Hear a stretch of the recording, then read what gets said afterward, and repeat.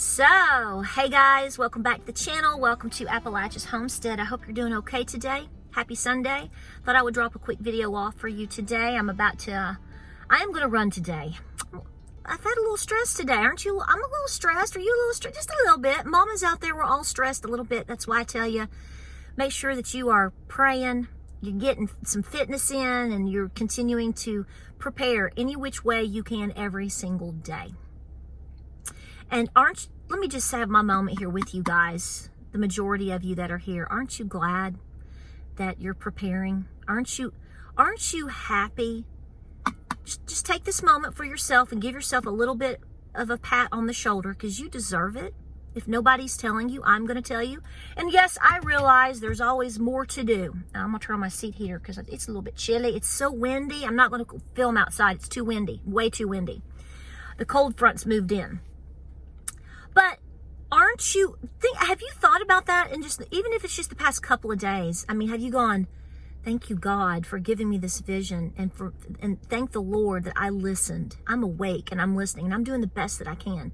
Because I'm telling you right now, do you know how far ahead of everybody else that you are? All of these people spending their days and hours fighting with each other on social media or out, trying to make a point somewhere. And it's just like, if the world stopped and actually paid attention to what was going on and all of the distractions that are happening, and they really felt the calling to prepare, guys, the world would be such a better place. So I want to give you that credit today, and I'm patting you on the back. I'm proud of you, because have you noticed a few things? Let me have this moment. Are you ready? Let me get a sip here so I don't dehydrate. Don't dehydrate, okay? It's really easy when the cool weather comes in, because you're not hot and you work and you work and you work. You can dehydrate yourself very quickly. And, I want you healthy. So make sure you're drinking lots of good water, trying to eat better, getting some fitness in. You're going to feel better, okay? Where did all the other storylines go? Because I'm not really seeing a whole lot. Okay, the headline today, I did see this, was I did see one headline. It was really important. Actually, two. So I guess Taylor Swift got booed at her when she went to the Giants game. I was like, that's really important. That was important to know.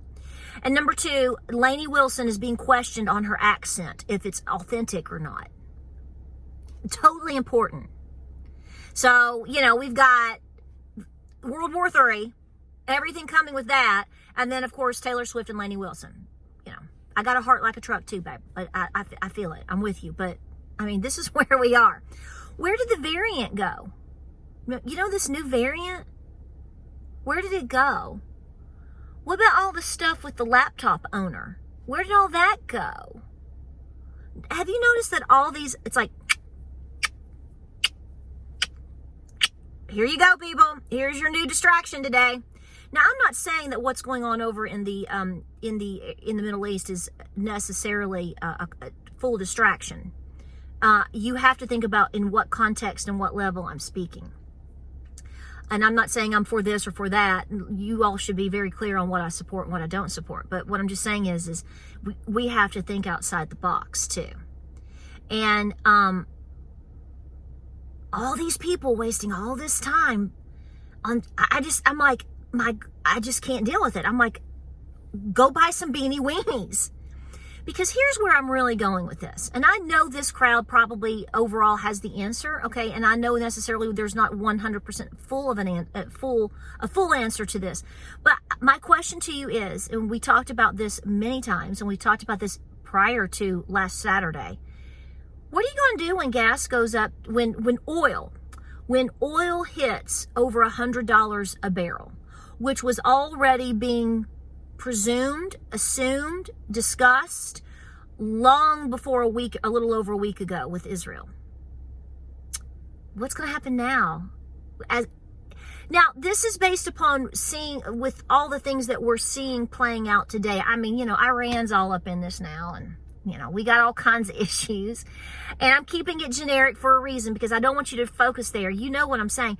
I'm asking you, Mom and Dad, what are you going to do when this happens. And I mean, to me, if oil hits $100 a barrel by the end of the year, which, oh my gosh, by the way, we're in the middle of October, that's not that far away.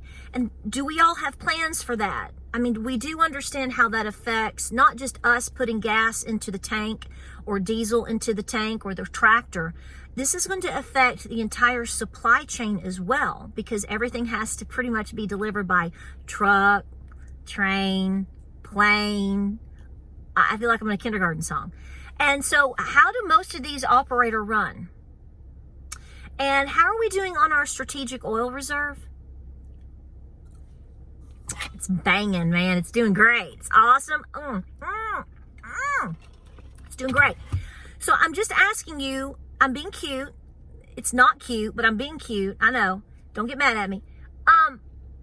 Do you have a plan? And what are you going to be doing? Because I was actually, and I've mentioned this in recent weeks, there have been people that are like, okay, well, we know it's easily going to hit 100, but you know, it's not going to take much to set it off to go over that. And what if it hits 120 or 130? I mean, some of the folks that I've heard speak in recent weeks say that, you know, 130 at this point, with things being so critical, that $130 a barrel alone could be catastrophic.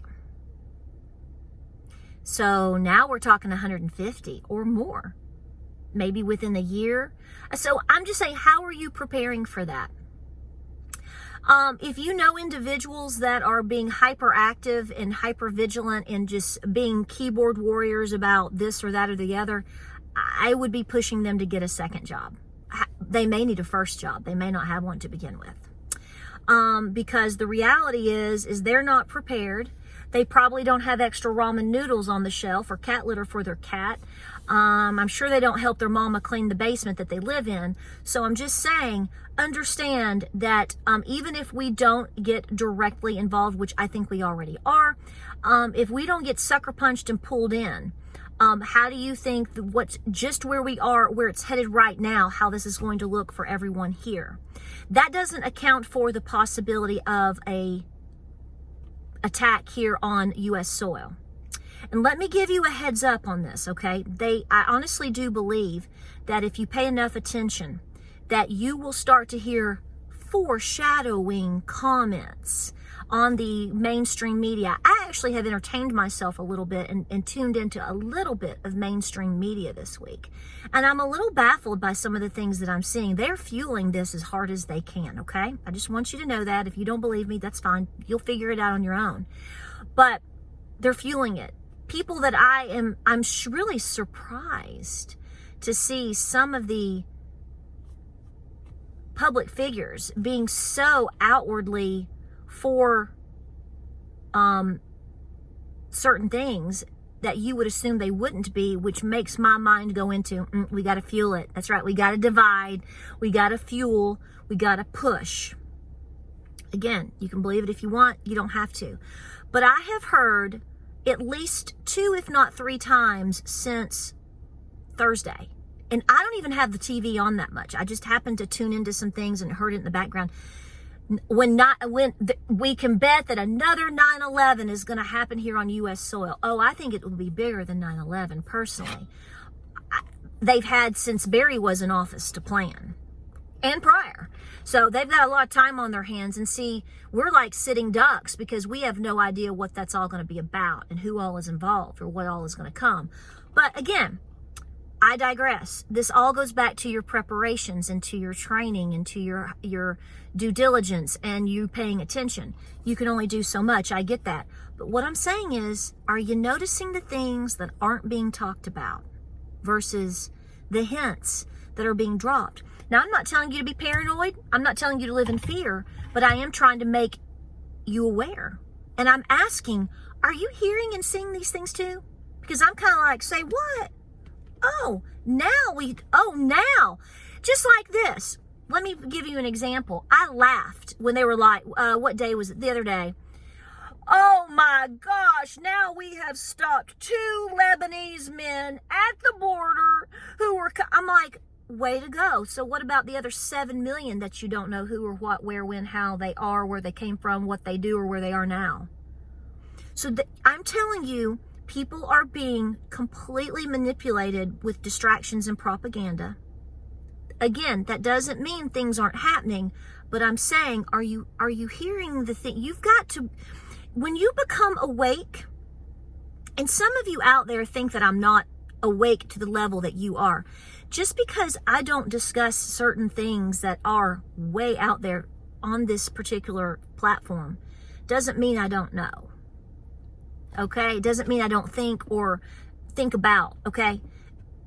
All right? That's a choice that I make with my own self. I'm aware of a lot of things. And so, but my answer comes back to, what can I do about it? I can pray. I can run today. I can do my best with my little home and my farm to be prepared as possible, prepare for winter, talk to my close friends and family and neighbors and community, try to be prepared. Okay. All right. Train, that's my answer. But think about this outside of the box. What are you going to do? Let's just keep it at this surface level.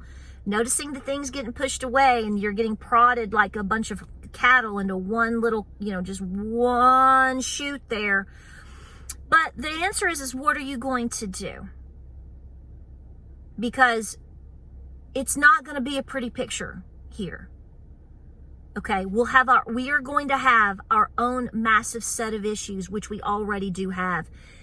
It's just that I think the majority, which is to me over 50%, are still able to kind of ignore it. They have the attitude of, how can I change it?